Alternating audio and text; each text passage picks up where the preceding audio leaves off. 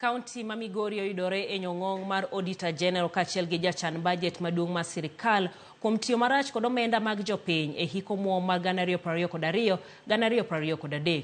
Ripot ma Auditor General yango ni milion 180 ok nyal yang ni notiyo nade, kinde ma kaunti no bende ok nyal yango kaka milion 4.5 notigo e nyiewo gik thieth. Jachan budget mar sirikal bende yango ni County Assembly ma Migori nochwalo kwayo mar tiyo gi milion 23 e tero MCS e tiegruok e boma ma Mombasa, kata odok ni tiegruok ma kamano notimore e boma ma Kisumu. Chris Owino kolona report Auditor General kod jachan budget mar sirikal e wi kaka kaunti ma Migori tiyo kod omenda mag jopiny.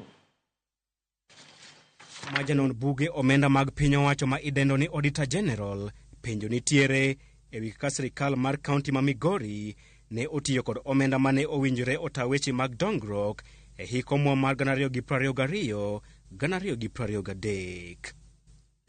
E kind penjo mathoth go, nonro mar Auditor General yango ni sirikal mar kaunti ma Migori ne ok opedho neno manyiso ler e wi chudo mar omenda maromo milion 4.5 mane ochul jorak moko mondo ousne kaunti no gige thieth.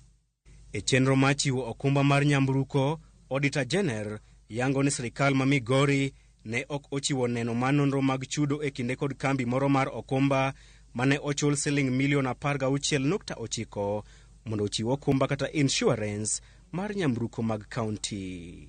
Auditor General yango ni sirikal ma Migori ne ochwalo omenda maromo milion 500 ne chenro mag sirikal e kaunti no. E kwano makamano, milion 120 ne ochwal ne aguch dongruok mar wards, milion 180 ne ochwal ne hola mar nyamruko gi udi, milion 18.7 ne ochwal ne osuptende mag level 4 e kinde ma milion 22 ne dongruok mar muspal ma Migori. Kata kamano, Auditor General ne okomi ler malong'o e wi kaka siling milion 180 mamoko ne otiyo e thuolo makamano. E chenro mar nyiewo lope makwan gi romo 10, tend kaunti ma Migori ne ok ochiwo oboke mag lowo kata title deed mayango nonro mag lope makamago mane omonyo siling milion 35.6. Omenda maromo milion 6.8 mane otigo e chulo kambi mane ouso ne Migori rwedhi manyasani ma otisi ni Sahiwal bende ne okopwodh kokalo e boke ma owinjore. Piny owacho mar kaunti ma Migori bende openj kama milion 7.1 ne odhiye ni mar yangore ni shillings milion 12 ne ochiw ne osuptal ma Migori County Referral Hospital, to osuptal makamano ne oyudo mana milion 5 e aguchgi. E thuolo ma nonro, Auditor General yango ni jotije moko 25 ne ochul osara makoriw to romo milion 67.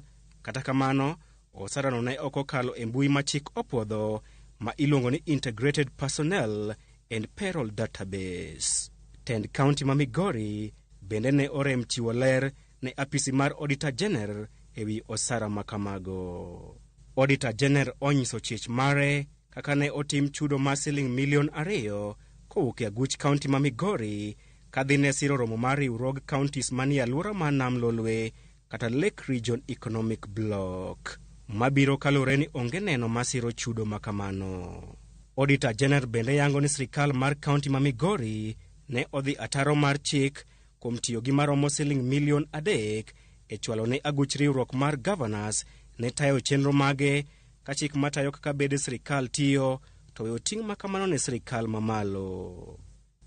Sirikal mar kaunti ma Migori bende ne otiyo kod omenda maromo milion 44 e chulo okinde maoko mondo oyal buche maggi. Mabiro kata doko ni kaunti ma Migori ni kod apis ma ochung' ne chike kata county attorney ma bende ni kod okinde 3 manyalo yalo buche mondo kik omenda mag jopiny otigo e yo marach. Migao mar pi ne otiyo gi shillings milion 4.7 e gero odundu kata pipe mawuok Ngege nyaka Lichota. Kata kamano, e kinde timo nonro, Auditor General yango ni pi ne ok nyal kalo e odundu nikech kethruok mare. Jakuny dag pi ne ochul siling milion 3.9 e chenro no, kata odoko ni e thuolo mane Auditor General timo nonro mare ne oyangore ni odundu mag pi kod pump ne osekethore kendo Ripod Auditor General yango ni migawo mar thieth ne ochiwo orak ne kembe moko mawuok e alworano mondo mi oger mwandu mag chiwo thieth e osuptende 5 mag kauntino e nengo ma koriw to romo $5.7 million. Kata kamano, ripot mar Auditor General yango ni tijego ne ok otieki ka thuolo mar orak mane ochiw to ne oserumo. Maromo $19.4 ne ochul wuon orak moro mar tieko gero od thieth mar jotuo mohewore kata ICU e od thieth maduong' mar Migori Referral Hospital. Nonro mar Auditor General olero ni jokachero magi ne ok oyudo ka ICU no tiyo kendo masinde duto madwarore bende ne onge e iye. Magi biro e kinde ma apisi ma jachan bajet maduong' mar sirikal Margaret Nyakang'o bende yango tiyo marach mar omenda kod sirikal mar kaunti ma Migori kanyakla kod od bura mar kauntino. Kaluwore gi ripot mar Margaret Nyakang'o, karan mar od bura mar County Assembly ma Migori ne ochwalo kwayo mar tiyo gi omenda maromo $23 e tero MCS e tiegruok mar ndalo 5 e kaunti ma Mombasa, romo mane ok otimore.